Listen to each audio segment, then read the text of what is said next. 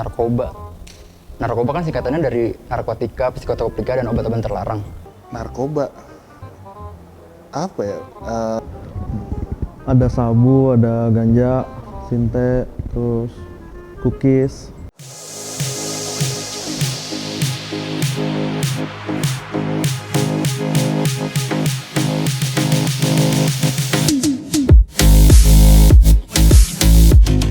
Nama gue Bimo, umur gue 28 tahun, profesi gue banyak sih, cuman tukang es krim. Halo, nama gue Faro, umur gue 17 tahun, status gue sebagai pelajar. Ya, nama gue Andrianus Pauno, tapi teman-teman gue biasa manggil gue Oji. Jauh emang. Halo, kenalin nama saya Marcelo Prakasa Petrus, sering dipanggilnya Elo. Hai, perkenalkan nama gue Esther, umur 21, sekarang masih jadi mahasiswa. Hai, nama gue Josen Jasmara, gue 20 tahun, gue seorang mahasiswa sekaligus freelancer. Nama aku Inung, aku umur 27 tahun. Gue Reno, gue umur 27. Nama gue Rian, umur 25, sekarang kerjanya jadi karyawan swasta. Nama gue Sandy Hermadi Pailan, biasa dipanggil Sandy, Gendut, Bos, dan juga Pak RT, Pak RW, terus juga calon wali kota. Pekerjaan gue sekarang gue mencoba to be entrepreneur, dan juga gue juga masih kuliah, tahun ini selesai. Gue kuliah gue di informatika, dan usaha gue di bidang kopi dan di bidang informatika juga.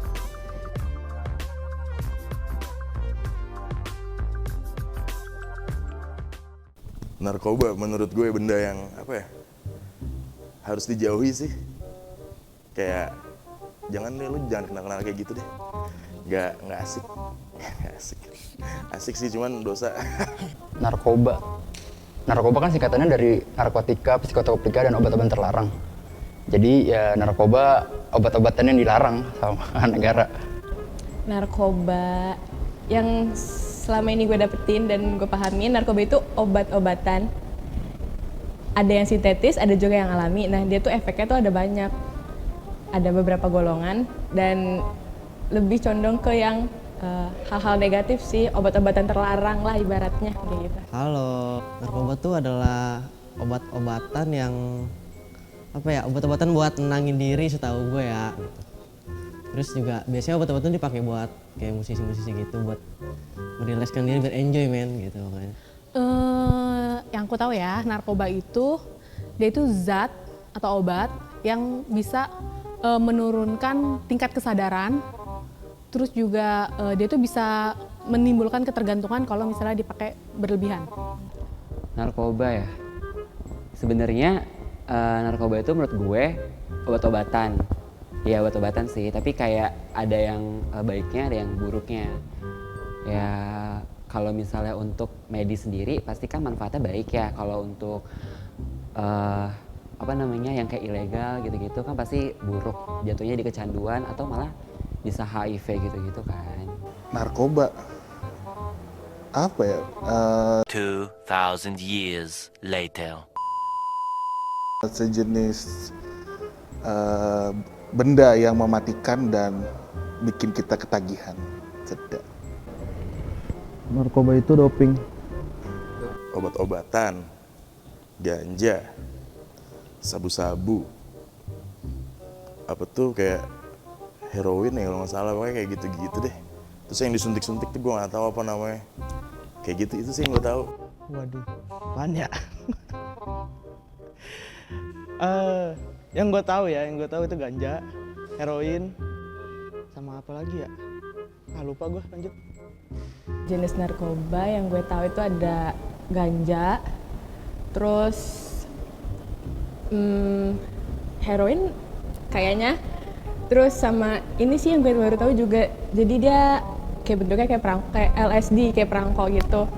Nah, itu sih yang gue tahu. Aduh, jujur ya, gue kimia sekolah remet say. Nggak tahu gue kalau jenis-jenisnya kayak gue taunya paling kayak nikotin deh, nikotin, terus ganja, kayak gitu-gitu sih. Yang familiarnya tapi yang buruknya. Obat-obat yang umum gitu. Ada sabu, ada ganja, sinte, terus cookies, udahlah. Yang setahu gue doang ya, yang setahu gue narkoba tuh itu ada kayak ganja, sabu, terus ada yang narkotika sintetis. Paling kalau dulu ada putau, yang gitu-gitu sih, itu doang sih yang gue tahu. Jenis-jenisnya yang pasti jenis ya. Kalau jenis tuh apa sih? Pil kayak gitu-gitu, terus juga sabu-sabu gitu kan yang terus juga gue nggak tahu ya kalau yang alami itu ganja, gue nggak tahu, maksudnya kan masih banyak perdebatan juga, tapi memang kalau di negara kita kan itu mengklasifikasikannya sebagai narkoba ya kayak gitu-gitu deh.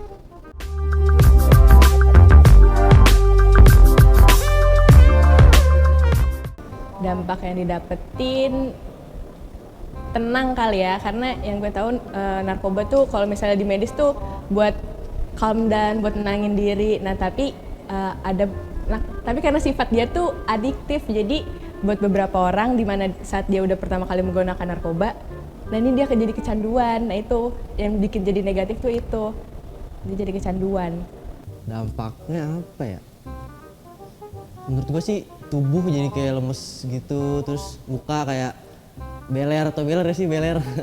Matanya kayak hitam-hitam gimana gitu, itulah pokoknya. Dampaknya itu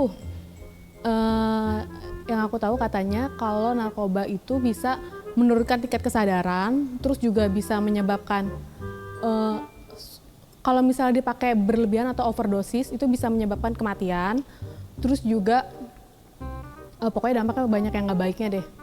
Dampak yang didapetin yang pasti ketergantungan. Itu pasti kecanduan, ketergantungan, pasti masa depan juga nggak baik karena narkoba itu adalah hal yang buruk gitu ya. Kita pasti tahu, semua orang tahu kalau dampak setelah menggunakan narkoba itu pasti ke depan-depan baik. Kayak hilang kesadaran dirinya sih.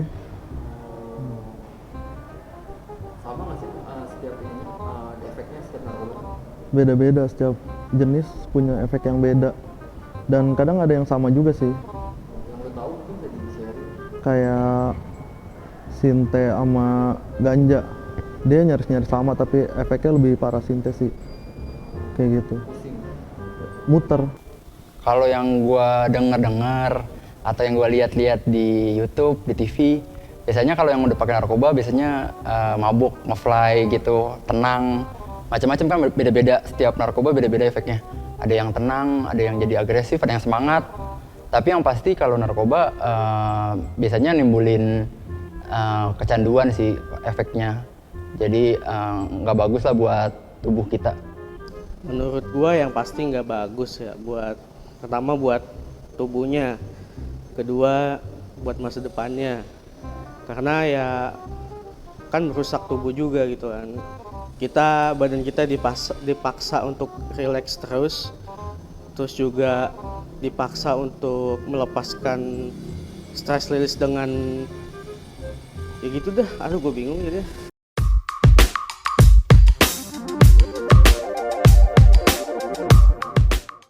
Kalau dari gue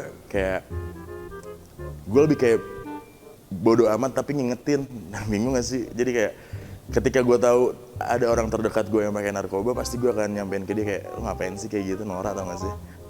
Orang yang pakai narkoba tuh buat gue alay. Kayak gitu, kayak ya lalu mau nyari ketenangan diri, mau nyari happy, nggak harus pakai narkoba, masih banyak cara yang lain. Tapi gue kayak bodo amat gitu ketika gue udah ngomong tapi dia nggak dengerin. Ya udah, terserah lo. Ntar akibatnya lo tanggung sendiri, lo rasain sendiri, dan lo akan menyesal sendiri. Karena banyak sih teman-teman gue yang kayak gitu, dikasih tau nggak mau denger, ujung-ujungnya di penjara kayak gitu. Ujung-ujungnya kayak rumah tangganya berantakan, hubungan sama orang tuanya juga kandas. Aduh, bete deh pokoknya kalau udah ngeliat teman pakai narkoba yang edik banget ya kayak gitu. Ya biasa aja, dia bukan siapa-siapa gua. Orang terdekat pakai narkoba ya, gue sih Pertama shock dulu ya, kayak oh ternyata dia pengereman, ya wajar kan, manusiawi. Terus habis itu yang gue lakuin pertama yang coba ngingetin aja sih, kan jelas ya dampak dari narkoba itu kayak gimana. Nah kenapa dia bisa masih menggunakan tuh paling gue tanya-tanya gitu. Nah kalau misalnya dia emang nggak ngaruh dengan cara pendekatan gue itu, ya gue nggak bisa berbuat apa-apa karena itu udah pilihan dia juga sih. Halo, gue gimana ya? Ya tahu, gue belum pernah soalnya dah. Coba tanggapan aja. Tanggapannya tentang orang yang tergantungan gitu. Gue sih ya biasa aja, emang udah biasanya dia kayak gitu. Ya mau gimana lagi ya kan? Halo. Kalau ada orang terdekat yang pasti akan mencoba untuk membantu supaya bisa direhabilitasi. Karena kunci dari biar stop narkoba itu ya dia harus direhabilitasi, bukan di penjara. Jadi dia harus perlahan-lahan menghilangkan ketergantungan dia dari narkoba itu. Jadi ada baiknya kalau misalnya lo dapat berita hal seperti itu dari orang terdekat lo, sebaiknya lo rangkul, karena mungkin psikisnya juga kena nggak sih, psikologisnya juga kena. Jangan sampai kita malah ngerusak lagi tuh psikisnya dia yang tadinya down malah makin down ketika dia tahu kalau kita ternyata ngejauhin dia. Tuh jangan deh, sebaiknya kita ngerangkul aja ya, tapi tetap kita juga dengan kewaspadaan, iman yang tinggi ya, jangan sampai malah kita yang terbawa ya. Terus yang paling penting, dan satu hal, ngedoain itu penting. Itu aja sih, kunci adalah doa, doa adalah kunci. Waduh, pasti sedih ya gitu kan, gitu kan. Jangankan orang yang deket, orang yang jauh aja kita kadang miris gitu kan, karena kenapa dia bisa gitu dengan gampangnya hidupnya dengan memakai narkoba gitu kan. Pasti sedih, pasti kecewa, apalagi kalau itu orang yang kita sayangin. Gue sih gue cuekin urusan dia. Gue nggak berhak buat ngelarang-larang dia. Gue bukan siapa-siapa dia. Gue cuekin, tapi ya lo tahu sendiri lah nanti efeknya kayak gimana buat hidup lo. Biar dia belajar sendiri aja sih. Pengalaman buat dia. Pertama sih pasti gue tegur, gue nasehatin, ngapain sih lo pakai gitu-gituan, buat apaan sih pakai gitu-gituan. Kalau gue pertama kayak gitu, tapi kalau udah dikasih tahu nggak ngerti-ngerti, kalau gue jauhin sih, karena biasanya kalau orang udah pakai narkoba kelakuannya udah aneh-aneh. Ntar ada yang nyolong, ada yang apa, udah gitu kan kita juga jadi rawan gitu kalau misalnya lu bareng-bareng sama dia. Kalau misalnya ada razia atau apa, ntar jadi repot sendiri. Kalau gue sih mending kalau udah dikasih tahu nggak bisa ngerti, ya dijauhin aja udah. Yang pasti kita nggak boleh jauhin dia, kita harus rangkul dia, kita harus kasih pengertian terus menerus, ingetin dia bahwa narkoba ini memang harus kita jauhi, dan sudah banyak buktinya gitu kalau narkoba ini sifatnya merusak gitu. Jadi menurut gua kalau ada temen gua atau siapapun yang terdekat sama gua nggak akan jauhin dia, tapi gue akan bantu dia kalau gue bisa bantu untuk lepas dari itu. Itu sih.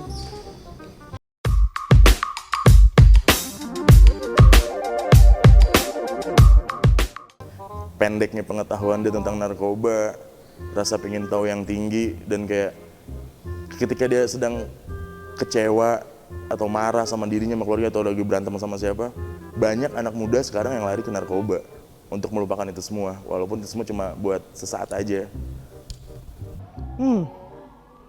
Kata orang sih enak, tapi gue untung gak usah. Jangan sampai dicobain dah. Jangan sampai cobain, tapi kata orang itu enak. Ya nyebabin kepo kali ya. Karena kan di billboard segala macam dari pemerintah kan juga banyak tagar anti narkoba. Nah, sedangkan mereka mungkin belum mendapatkan pengetahuan yang secara jelas, secara luas tentang narkoba itu sendiri. Biasanya sih ya, menurut gue kalau misalnya kita dapat kata-kata yang negatif duluan tuh lebih kecenderungan untuk kayak kenapa dia dibilang negatif. Jadi orang-orang tuh anak muda terlebih itu dia kayak lebih pengen tahu gitu loh, apa sih narkoba, kenapa dilarang. Terus akhirnya dia nyoba, terus ternyata didukung dengan lingkungan. Ya udah jadinya kayak gitu deh. Kalau menurut gue ya karena udah ketergantungan gitu, kayak udah kebiasaan. Jadi narkoba tuh buat itu udah kayak vitamin gitu dah pokoknya gitu. Oke deh. Mungkin karena mereka nggak tahu gimana cara mereka menghadapi permasalahan-permasalahan hidup mereka, jadi mereka cari jalan lain untuk membuat diri mereka itu bisa lupa sama masalah-masalah mereka. Terus juga ketika mereka nggak tahu mereka itu punya Tuhan yang bisa ngelindungin mereka, ya mereka jadi bingung, mereka harus ngomong ke siapa, harus ngadu ke siapa, kayak gitu sih. Kita kan yang tadi gue bilang kan, kita nggak tahu ya, orang itu memiliki masalah masing-masing, background masing-masing, strugglingnya masing-masing. Kita jadi nggak pernah tahu apa yang terjadi dalam kehidupan mereka. Mungkin alasan mereka menggunakannya, mungkin awalnya ada juga coba-coba. Ya, anak muda kan, pasti kayak masih maunya coba-coba menikmati dunia gitu kan. Itu apa namanya, alasan pertama, coba-coba. Mungkin juga bisa jadi mereka merasa hidupnya nggak tenang. Jadi kayak ketika dia merasa hidupnya udah nggak tenang, dia butuh sesuatu yang bisa membuatnya bahagia, mungkin tapi dengan cara yang salah gitu. Karena kan apa namanya, salah satu obat-obatan narkoba itu ada digunakan sebagai obat psikologi. Yang pasti pergaulan, dia nggak paham, pertama pasti nyoba-nyoba doang. Pasti bisa juga ya, bilang cupu-cupu nggak pakai narkoba gitu. Biasanya kayak gitu tuh anak-anak muda. Makanya belum menemukan jati dirinya gitu kan, sehingga dia mudah terpengaruhi. Pasti yang bisa itu yang bikin dampak itu adalah pergaulan. Kalau menurut pandangan pribadi saya. Mungkin pergaulan dia kali ya. Pergaulan dia yang wah keren nih kalau orang kayak gini nih. Menurut dia keren.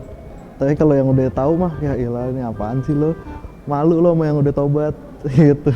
Kayak gitu aja sih.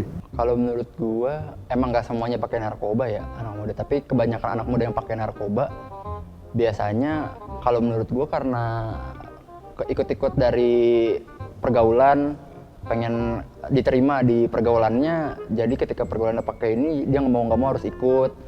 Atau juga ada yang nggak tahu sebenarnya awalnya dikasih, terus dia nggak tahu ini apa, akhirnya dipakai malah kecanduan. Biasanya sih anak-anak muda, tapi kalau nggak semua sih yang pakai narkoba itu biasanya gara-gara kalau nggak pergaulan temen, ikut-ikutan pergaulan, kalau nggak ya emang dia nggak tahu tuh dicekokin aja. Kayak gitu-gitu sih kalau yang gue lihat, setahu gue ya yang pakai narkoba. Berarti sebagian besar dari pergaulan ya? Iya. Yang pasti efek sesaat dari penggunaan narkoba itu kita tidak bisa pungkiri bahwa itu menyenangkan gitu. Kita mungkin yang sedang ada masalah atau apa, kalau misalnya kita tidak punya lingkungan yang baik juga, atau memang kita tahu hal tersebut gitu dan ingin mencoba.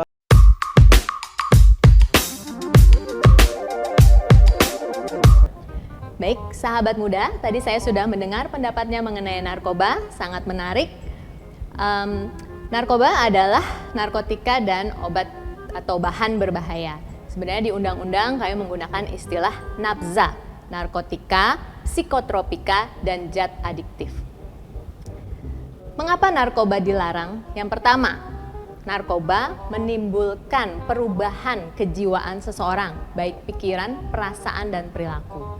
Yang kedua, perubahan ini menimbulkan ketergantungan. Ketergantungan fisik maupun psikologis. Jadi intinya adalah ketergantungannya. Oleh karena itu, orang yang sudah kecanduan narkoba sulit lepas dari narkoba tersebut. Selalu ada rasa ingin mengkonsumsi lagi dan lagi dengan dosis yang lebih besar lagi dan lagi. Ada beberapa macam penggolongan narkoba. Ada golongan berdasarkan potensi kecanduannya, yang kedua adalah berdasarkan efeknya. Narkoba berdasarkan potensi ketergantungan yang dapat ditimbulkan terdiri dari 3 golongan. Golongan 1 yang potensi sangat tinggi, ini adalah kokain, morfin.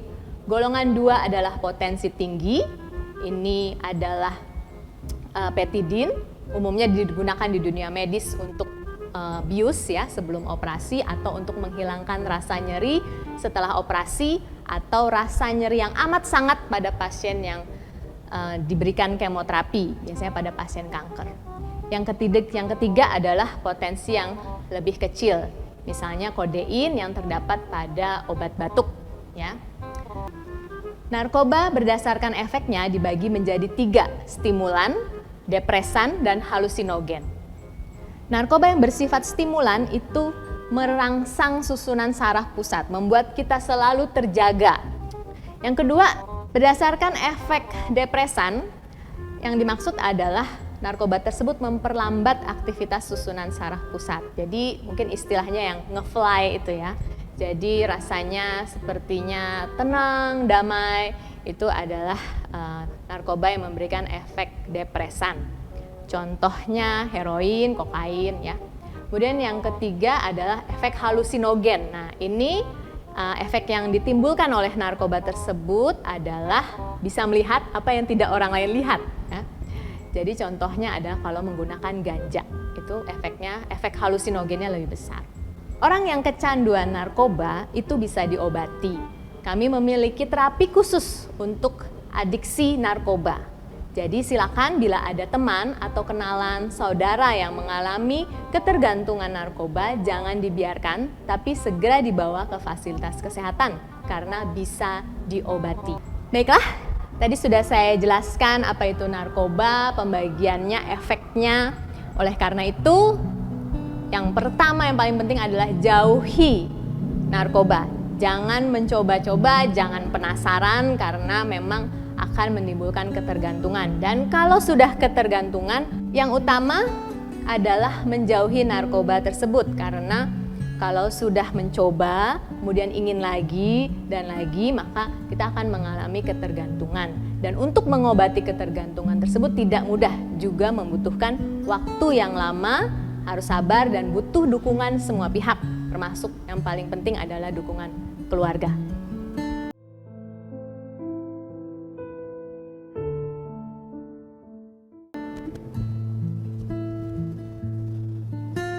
Shalom para sahabat muda,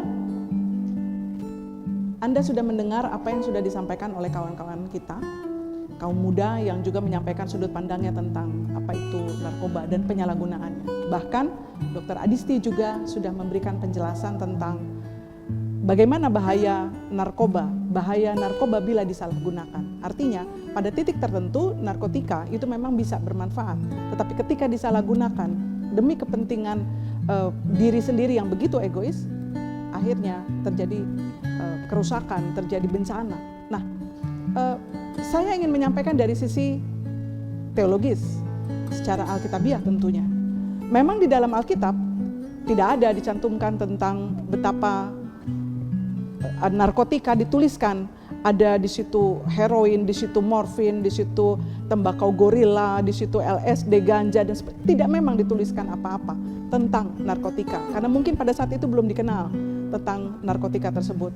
Akan tetapi kita menemukan beberapa prinsip yang membuat kita bisa bersikap hati-hati apakah itu sesuai dengan apa yang Tuhan inginkan, Tuhan kehendaki. Yang pertama, secara prinsip kita tahu Yesus sendiri mengajar kita untuk betul-betul menghargai, menghormati pemerintah kita. Penulis kitab Roma, Rasul Paulus mengatakan bahwa kita harus menaati pemerintah kita. Ketika kita menaati pemerintah kita, maka kita menaati peraturan yang ditetapkan. Ketika di sana dicantumkan bahwa ganja adalah bahan terlarang untuk disalahgunakan, kemudian juga bahan-bahan lainnya, maka kita harus menaati itu. Karena tujuannya adalah untuk kebaikan kita semua.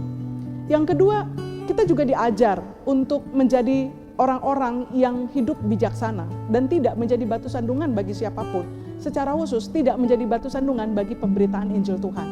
Nah, Roma 14 ayat 21 misalnya, atau Titus 2 ayat 1 sampai 8 memberikan tuntunan bagi kita bagaimana kita hidup bijaksana, termasuk tidak menyalahgunakan narkoba. Yang ketiga, kita diingatkan juga oleh Rasul Paulus bahwa tubuh kita ini milik Tuhan dan sudah ditebus oleh Kristus, tidak lagi menjadi milik diri sendiri, sehingga kita tidak bisa sembarangan memperlakukan tubuh kita ini. Dan Rasul Paulus juga tegaskan di dalam 1 Korintus 6 ayat 19 dan 20 bahwa tubuh kita ini adalah bait Allah, sehingga tentu harus kita perlakukan seturut dengan apa yang Tuhan inginkan, sehingga juga Tuhan akan tetap menetap di dalam diri kita. Dan Rasul Paulus juga menegaskan bahwa kita tidak sama sekali diperkenankan untuk bersikap bermabuk-mabuk, termasuk bermabuk dengan narkotika, dengan narkoba. Mabuk bukan saja tidak boleh karena bisa merusak tubuh, bait Allah, tetapi juga membuat Injil Tuhan terhambat. Bagaimana mungkin orang yang sedang mabuk bisa memberitakan Injil Tuhan? Dan kalaupun memberitakan itu, apakah itu memuliakan Tuhan? Nah, yang terakhir, filter ini yang penting. Bagaimana pedoman kita dalam menetapkan sebuah tindakan? Bagaimana kita memutuskan sesuatu? Yang pertama, apapun yang kita lakukan itu, mari kita filter. Apakah itu membangun diri kita sendiri? Apakah itu juga membangun orang lain?